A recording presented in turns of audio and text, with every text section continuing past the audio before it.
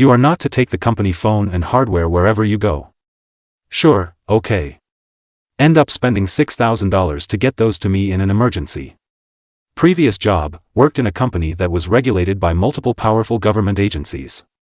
When they ask for something, they want it pronto, and if the delay was too long, they'd rather have us shut down business rather than wait for data, information, or prototypes. I was given a company phone that I had to take everywhere with me. Rotating on-call periods, but I'm expected to be available if shit hits the fan. The phone was a special kind of a phone from a fruit company, based in California. It wasn't a US-based model, it had 2 different networks and with some extra tech in it, could jump on whichever was stronger, and maybe even use both at the same time. I'm not sure, but it was good. Needless to say, it should have been pretty expensive. Now, I love nature. I can and have gone camping, oftentimes in remote places, and gone a few days without seeing another human. 18 months into the job, there was a new schedule where I got 3 days of being on call and expected to work a regular 8-hour day, having to live within 20 minutes of work, and then 4 days of being off.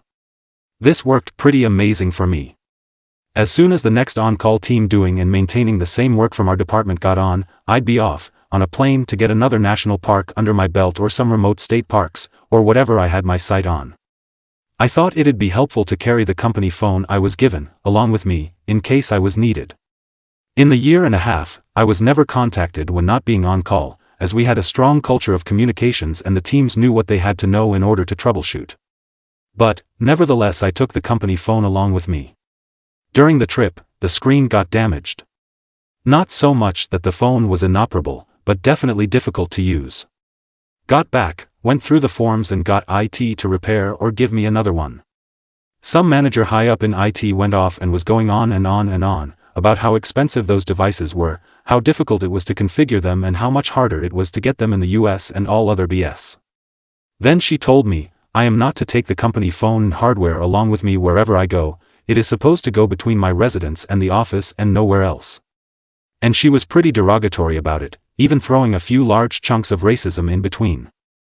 I shot off an email later, keeping my manager in the loop and the department head, about confirming what she said.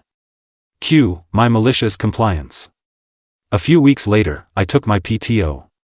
PTO policy was pretty good and thus I took off for 3 weeks, and still had over 3 weeks remaining. I did not take any of the company hardware along with me. As per what was stated by some manager who was somewhere in the org chart in IT. And decently high up. All hands on deck situations arose. My manager was pissed at me not being able to answer the company phone. Wasn't like I was in the woods, at my very dear cousin who just had twins and a very difficult delivery. I took care of my cousin while her husband looked after the kids. Manager had to get me on my own phone, and she had to go through some of my work friends for my personal phone, since I was pretty good at not giving out my personal contact info to people at work. Manager. Why aren't you answering the company phone? Me. I'm not at home. Don't have my company phone with me. Manager. Never mind, get back online immediately, we have an all-hands-on-deck situation. Me. Sorry, I do not have any of the company hardware with me. Manager. Being mouthy, why, a bunch of expletives? Me.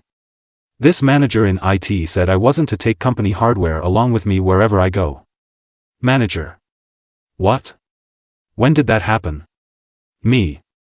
I sent an email, stating what she said and kept you and X, our department head, in CC. Manager. Goes through her email, finds it and a bunch of more expletives, you need to come back immediately. Me. Sorry, no can do. My cousin's still pretty much half dead with a very difficult twin pregnancy. I'm taking care of her, and I was pretty clear about it before going on PTO, I wouldn't be able to come back. Manager cuts off the call, calls me back at 30. Manager. Do you have anyone who has keys to your apartment? Me. Yes. Manager. Give me their contact. I'm going to get the computer and a screen, and UVW, other hardware, shipped to you before night and you can get back.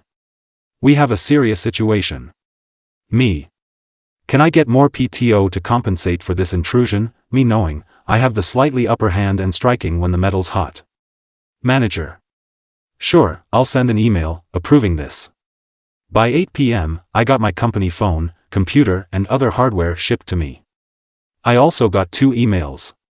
One email approving the extended PTO for this intrusion. Second email from my department head X, stating that the original company policy is still in effect. In fact, a new policy has been put in place for some employees to have their company hardware with them, even on PTO. Anything else said by anyone else was to be disregarded. And cherry on top, that IT manager was in CC. When I returned from my PTO, that IT manager was nowhere to be seen. Turns out, she had been demoted. She couldn't digest that and quit. The company had to spend over $6,000 to ship it on the same day, and get the hardware to me. Edit. As so many people have been pointing out, it wasn't a win for me. Don't be contacted during time off, now you gotta carry phone and laptop, risk management of the company and so on. First, I probably wasn't needed. As I said, we had a good communication culture. So alternate teams were aware and it wasn't like I was the only one who'd be able to do it. But in case regulators asked for a third thing while people were already working on things 1 and 2, it'd be nice to have more people around who would be taking over. If the regulator was pissed off enough, come the deadline, they would literally stop the business. And they could. Second, the employer was pretty good about not contacting people being off or on PTO. And if someone was contacted, they were given more time off / more days for PTO. People were happy, a few were grumpy maybe, but it was reasonable. Third, yes, some people may or may not see this as a win. And I get your point. Then again, this is not Europe. The downside? This industry is literally 5x in the US versus in Europe. Fourth, people in management were understanding. Since I was available but away, I would be utilized only if the ones already working were overloaded. But they wanted me available. Thankfully, I really wasn't utilized. Fifth, destroying someone's career? I didn't do that. They did it to themselves. She was pretty high up in the IT chain, and I agreed to follow what she said. Consequences. IT doesn't have a business overview, but a small horse-like view of business through the lens of IT. She should probably have consulted a few more folks instead of being in a rage fit and throwing a tantrum. Edit. Sixth. Original company policy was to have your hardware available when not on PTO, but when on PTO, to have the phone. They were also upfront about the possibility that we might be needed when on PTO, very rarely if regulators wanted to question. As I said, the communication culture was strong, so at least 3 other people knew what I or anyone else in the department was doing. If disturbed during PTO, our job offers stated a certain amount of more PTO that would be given. Seventh, as per the original company policy, I kept my company phone with me. Not my problem, it got damaged, I didn't intentionally throw rocks at it, shit happens.